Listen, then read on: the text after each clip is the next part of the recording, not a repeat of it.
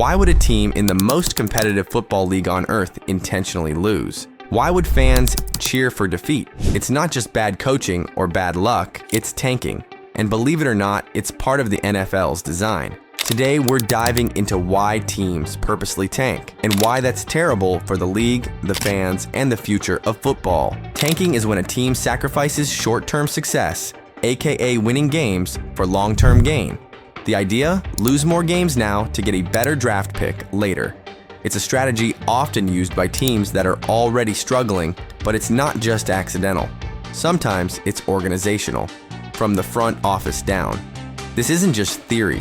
CBS News correspondent Armin Katayan has confirmed that the Indianapolis Colts will release quarterback Peyton Manning. The 2011 Colts without Peyton Manning, the 2019 Dolphins trading away top talent, or the infamous trust the process Sixers in the NBA, losing to win later.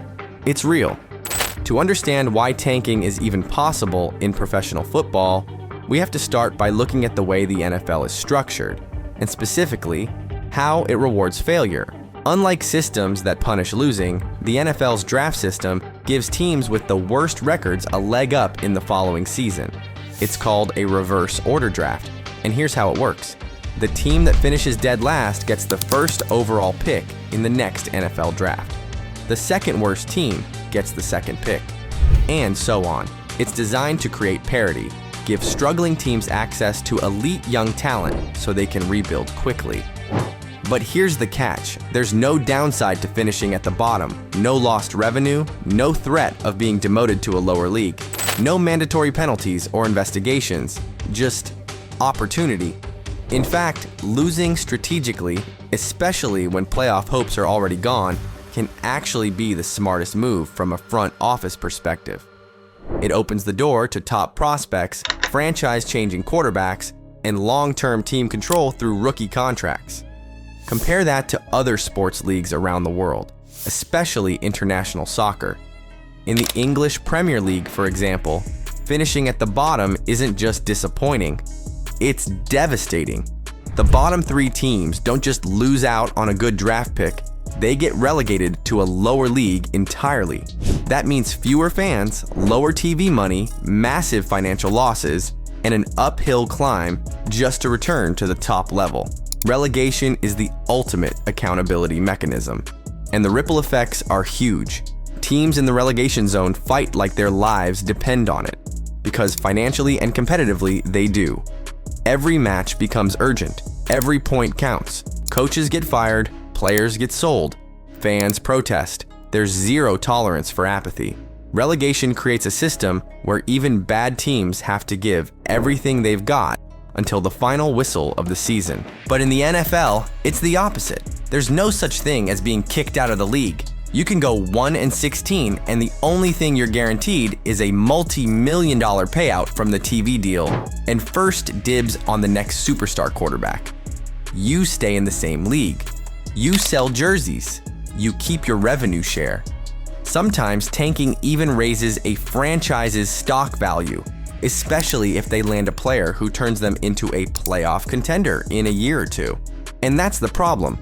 The NFL's reverse order draft creates an environment where losing can be strategic, not shameful. And while it's intended to help level the playing field, it often encourages teams to give up on the present for the hope of a better future. In the business of football, failure isn't punished. In some cases, it's rewarded. Tanking isn't just a theory, it's happened, publicly, blatantly, and sometimes shamelessly. Let's break down the most infamous tank jobs in recent NFL history. The 2019 Miami Dolphins, tank for Tua. Let's start with the 2019 Miami Dolphins. Before the season even began, the front office made their intentions clear.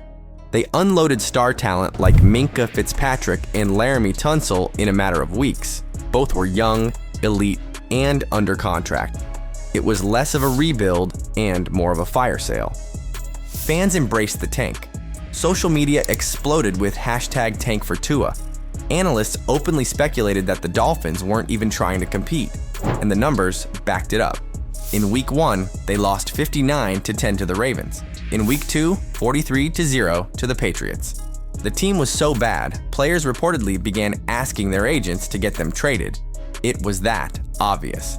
The 2020 New York Jets, the tank that failed. Next up, the 2020 New York Jets. Midway through the season, they were 0-13. They had one job: lose out and secure Clemson superstar Trevor Lawrence. It was going perfectly until it wasn't. In Week 15, the Jets inexplicably beat the Rams, one of the best teams in the NFC. Then, just for good measure, they won again in Week 16. 2 meaningless wins cost them the number 1 pick and handed Trevor Lawrence to the Jacksonville Jaguars. The Jets didn't just lose Trevor Lawrence, they lost the most hyped QB prospect since Andrew Luck, and fans were furious. Memes, rants, fire the coach campaigns. It was chaos. A tanking blueprint fumbled. The 2022 Houston Texans. Lovie Smith's exit explosion. Then there's the 2022 Houston Texans. Heading into the final week, they held the worst record in the NFL and the inside track for the number 1 overall pick. But in true chaotic fashion, they pulled off a miracle comeback in Week 18 against the Colts and lost the number 1 pick. The win was so unexpected, it almost felt like sabotage. Head coach Lovie Smith was fired hours after the game, and according to reports, he knew he was on the chopping block and decided to go out swinging. The result? The Bears got the number 1 pick, and the Texans had to settle for the second best quarterback on their board. One last win cost them their future. Whether it's subtle trades, pulling starters, or simply not trying to win, these aren't isolated incidents. They're symptoms of a system that rewards losing, and as long as that's the case, teams will keep doing it. Tanking doesn't just affect the teams doing it, it hurts everyone. The ripple effects go far beyond the locker room. It creates meaningless games on the schedule. It kills fan morale. It demotivates players who still want to compete. And worst of all, it compromises the integrity of the entire league. When a team is clearly not trying to win, it changes how fans, players, and even opposing teams view the game. Suddenly, matchups feel more like scripted outcomes than true competition.